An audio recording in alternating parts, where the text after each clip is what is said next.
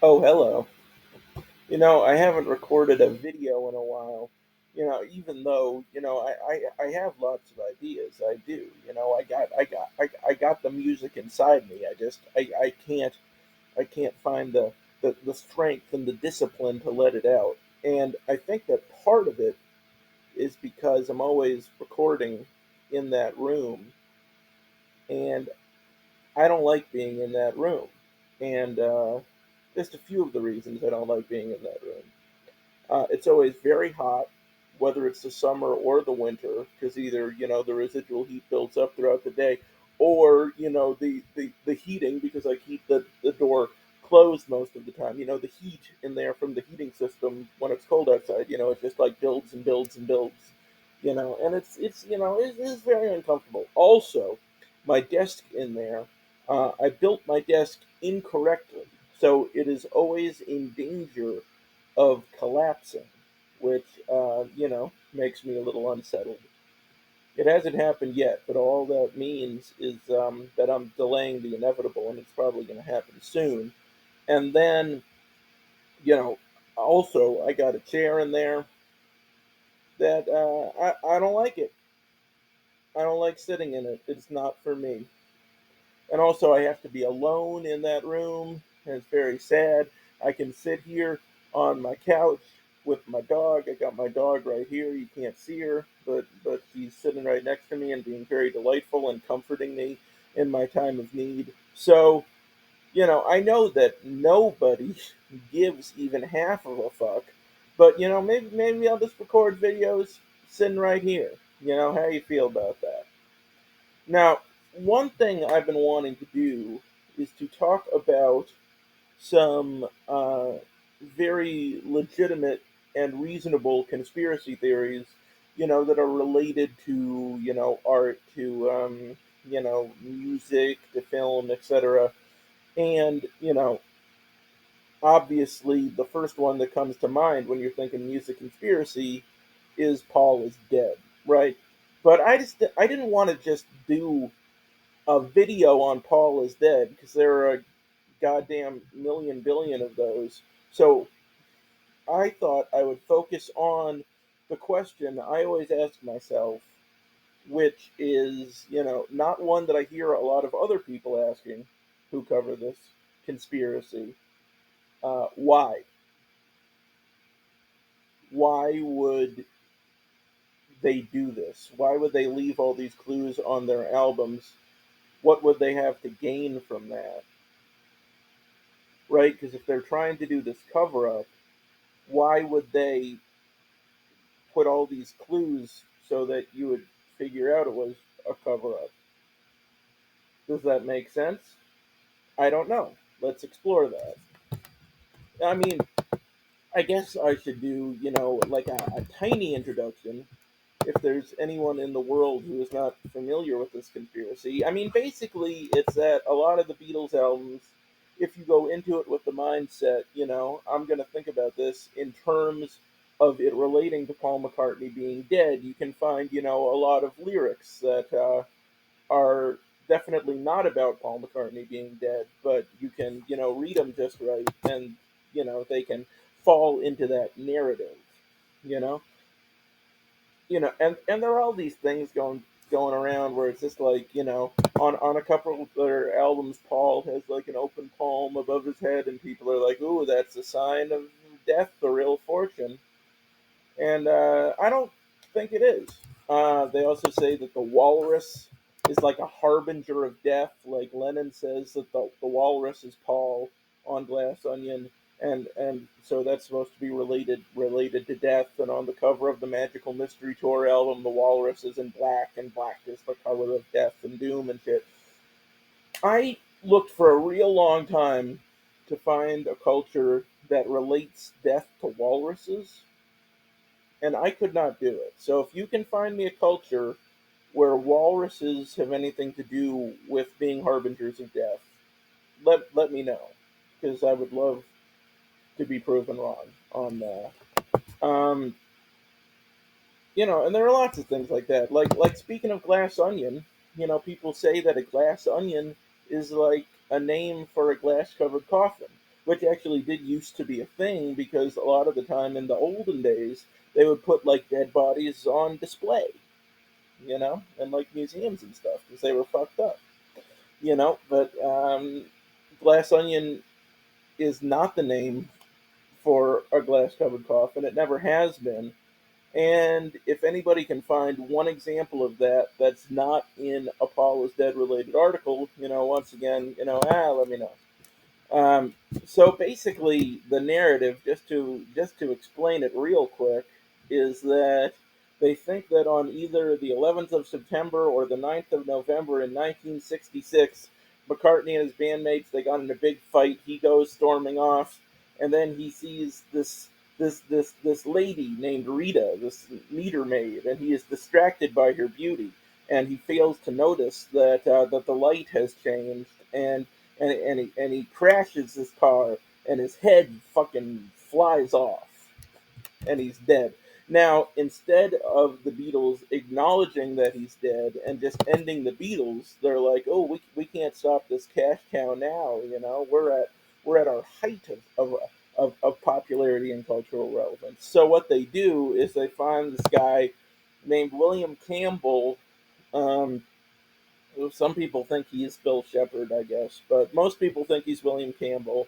He's apparently an orphan from Edinburgh who won a Paul McCartney look-alike contest, and so they were like, you look like Paul, you are Paul, you will be Paul henceforth, right? And but then they felt bad about what happened, so they put like clues in their songs and on their albums. There's also a thing about like William Campbell. He doesn't look quite like Paul. So MI6 gave him facial reconstructive surgery or something, and he has like a little scar on his lip, which is evidence of said surgery. And people are just like, oh, when he's Paul, he doesn't have the scar, and when he's William, he does have the scar, and that also corresponds to you don't have a scar before you have it, right? You have it and then you keep having it. You don't have it before, so I don't really get that one. And there are also all these things where it's just like, oh, his face is different shapes, and he's getting older. I mean, my face is a different shape than it was, many moons ago. I'm sure. And the height thing, they say that he's like taller than Paul or something. People are wearing different kind of shoes. Like I don't have to. I'm not going to get into everything, but I mean, I am, a skeptic, admittedly, you know. But what can you do? You look at the cover of Sergeant Pepper, right? And this is just laden with clues, right? You got this weird bloody doll thing over here. I'm gonna put on my glasses. Uh, yeah, is this? People think this is a car. Is that a car? Let's see. I don't know. It kind of looks like a car. They also say the interior of the car is red. I don't see that. Is this the car? Is the car somewhere else? I don't know. And over here you got this weird thing where these are the normal Beatles, right? And out Paul's the only one who's got a black instrument. Um, but he's also the only one who doesn't have red shoulder pads. And red is the color of blood, but black is the color of doom.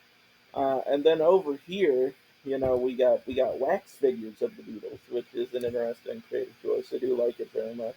And Ringo, despite being thought of often as the goofy Beatle, Ringo looks real bummed out, and Paul is consoling him. So I don't know how that's supposed to work. That Paul is consoling Ringo about Paul's own death. Maybe that's just a level of poetry that I fail to understand. Um, but yeah, you got the bloody riding glove, you got the car exploding into flames, and people say that down here, I keep closing the photo because I'm an intelligent man. But down here, they have the grave down there. Can I hide that? Yeah. yeah, the grave down here. You can see this is, I have flowers marking the grave, and this is allegedly a bass with the three strings because there are three Beatles. I don't know what like this part is of the bass. Like I know what this part is. That's the neck. This is the body. What's this part here that's like jutting out? I'm not familiar with that part of the bass. And then if you hold this up, it's like X1 X I he die X1 X. If you put up like a mirror in the middle of the drum kit, so people think that the random X's and I's are like the date.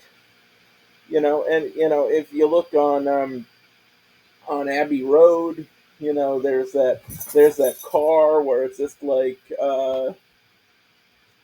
it says 28 1F LMW, which people think 28 if he'd lived, he would be 28 now, which isn't true. He would have been 27, but that's close. And then they think LFW stands for Linda McCartney Weeps or Linda McCartney Widow. Um, they also thought that the it was an I 2028 if it's not an I, it's a one, but a one is close to an I, right? Just like 27 is close to 28, so yeah, close enough. And also on the cover, like, John is wearing white, so people think oh, he's wearing white like a religious man, which I don't know what kind of religious men wear all white. Apparently, it's like some kind of Eastern thing. I don't know. And then Paul is Paul ain't got no shoes on and he's barefoot, so he's clearly dead. That's what that means. I mean, on the day he was wearing sandals, and he says that he like took the sandals off because they were uncomfortable. But that can't be it. It's probably that he's dead. And then Ringo's all in black, like he's at a funeral. But I don't know. Black is also the color of death, and it's the color I associate with death. And like Ringo here, he's the only one who's dressed completely in black. He's the saddest one. He's looking down at the grave. So like I'm beginning to start to think that Ringo is dead. Maybe Ringo's dead. I don't know. That's interesting. Maybe we can explore that at a later date.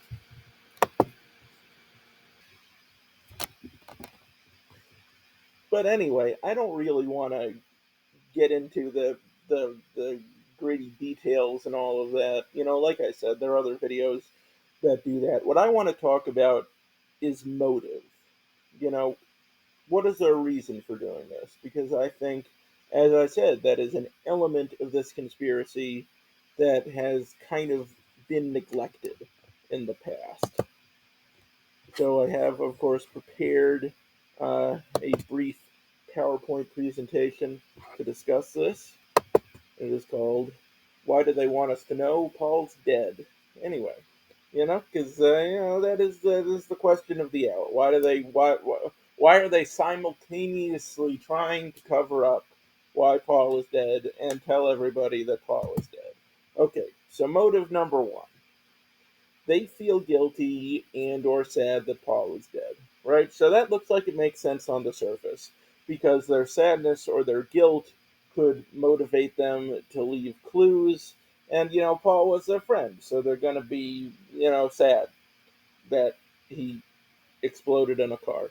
The reasons why it doesn't make sense is because the clues don't really sound that sad. A lot of them are kind of jokey or whimsical or kind of goofy. I mean, a lot of the time they're morbid, but they're like they have a certain air of playfulness to them, like backmasking the messages and stuff and all of this. So I mean, I just think the tone is kind of wrong.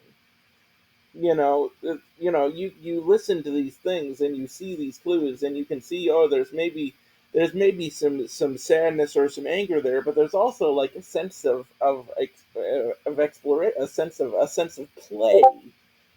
So I find it questionable. I'll just say that.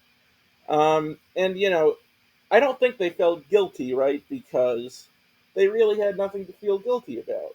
Like they didn't murder Paul, right? In case unless they did, which more on that later. But yeah, to me, these clues, they don't feel sad enough to be motivated by sadness, and they don't really have a motive to feel guilty.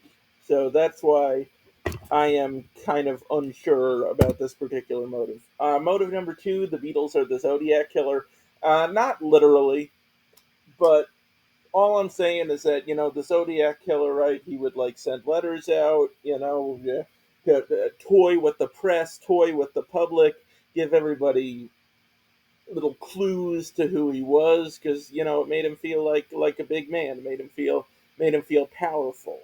That he was just out of reach. And that would explain the goofiness factor of a lot of the Easter eggs, because they're not sad that Paul is dead. They're proud that they murdered the shit out of him. Uh, Reasons it doesn't make sense. Nobody thinks the Beatles murdered Paul. That's never been part of the narrative. He got in a car crash. He saw a lady. He was distracted. He crashed his car. His head flew off. That's what everybody says. So, if that's the prevailing narrative, the Beatles murdering Paul, doesn't really factor into the narrative. And as we know, that narrative is ironclad. Motive number three: the Beatles feel bad about lying to people. So this one, I think, is the most plausible so far, because this kind of keeps that Zodiac killer thing where they simultaneously want to commit a crime, but they also kind of want to clue people into their crime, right? But instead of alluding to the death, they're alluding to the act of covering it up. They're alluding to hiring this other guy and bringing him in. And that's the thing they feel guilty about, right? Because this is really the only thing they've done wrong. Because they didn't murder Paul, right? Now, the only reason this doesn't make sense to me is that William Campbell, the guy who they brought on to be the new Paul, he would have to like participate in these Easter eggs, right? Because you got the cover of Abbey Road, where he's allegedly dressed like a corpse and shit. And you got the back of Sergeant Pepper where everybody's facing forward except he's facing the back. And there are all these examples you can find throughout their catalog of Paul, something different about about Paul. He has a different colored something. He has like a black rose, and everybody else has a red rose. He's positioned in such a way that he feels separate from the group somehow. Like you can see that stuff everywhere if you go looking for it. So why would William Campbell participate in that? You know, it's an interesting question. Motive number four: the Beatles liked money. Direct quote from John Lennon: Paul McCartney couldn't die without the world knowing it, the same as he couldn't get married or go on holiday without the world knowing it. That's some good pasting right there. It's just insanity, but it's a great plug for Abbey Road. So that's basically a confession, right? That they faked the whole Paul is dead thing for publicity to drum up interest in the records. And it is true that after all this stuff started coming out, sales for the Beatles' entire catalog started going up. Uh, John also said that Paul is Dead was dumb, and that people who believed in it were stupid and dumb and insane. But he could just be saying that to throw you off, right? Because a lot of times when criminals are in court defending themselves, and their lawyer asks them like, did you do this horrible thing? They say like, no, why would I do that? That would be dumb. And then they did it, and they're calling themselves dumb, but they're doing it to be like, I wouldn't do that because I'm not stupid. That's something only a stupid person would do. So it could be something like that. Um, Now, the next three here, I think it's three or four, these are alternate theories. These are theories that go outside the normal canon of the events of the whole Paul is dead saga. But these are potential alternatives that I think make a little more sense. So the first one, the Beatles were blackmailing William Campbell to get him to participate in the Paul is dead Easter eggs, right? Because they made him, they can unmake him. They can be like, if you play along, you can stay in the Beatles, you can make all this money, you can be loved the world over. But if you don't play along and make these Easter eggs with us about how you're not Paul, we're gonna kick you out of the group. The Beatles are gonna be over, you know, because they're nothing. You're nothing without us, man. And that obviously his feelings of contempt for them are what drove him to create Wings and prove them wrong. Alternate theory number two, the Beatles murdered Paul and then made up a story about him being in a car crash to drop vague Easter eggs about Forever. So, before I said that, the Beatles probably didn't kill Paul because, that's not part of the narrative. The accepted narrative among Paul is dead believers is that he got distracted by Rita. He was in a car crash. His fucking head flew off because in a day in the life, there's that line about he blew his mind out in a car, which I'm sorry, but does anybody describe decapitation as blowing your mind out? To me, that's a gun, right? That's a bullet. If you blow your brains out, that's always a bullet. Has that ever been used to describe anything else? I don't know. Oh, and then there's also in "Don't Pass Me By," that line about you were in a car crash and you lost your hair, um, and I guess by hair he means entire head and brain. I don't know, but this one makes more sense because he didn't get in a car crash, right? They killed him some other way. We'll never know how they did it. But then they purposefully craft this conspiracy. They drop clues about this car crash that killed Paul as a means of misdirection, right?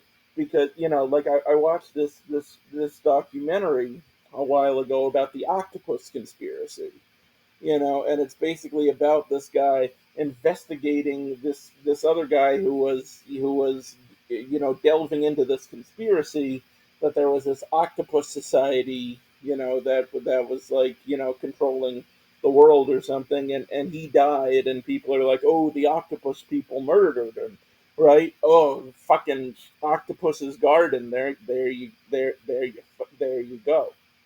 go. But I digress.